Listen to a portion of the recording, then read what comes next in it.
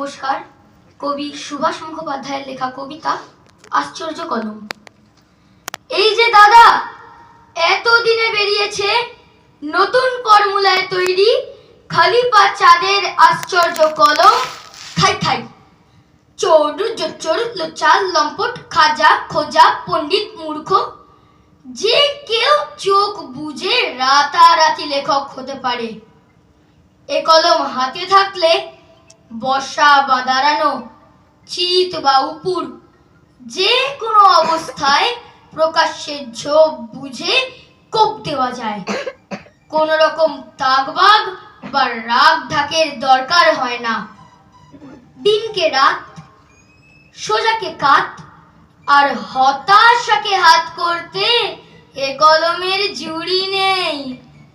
মনে রাখবেন, নতুন ফর্মুলায় তৈরি খালি পা চাঁদের আশ্চর্য কলম। খাই খাই রাঘব বোয়াল থেকে চুনোপুটি হরেক সাইজে পাওয়া যায়। দাম উত্তম মধ্যম হিসেবে, সঙ্গে বিনামূল্যে চুন এবং কালি।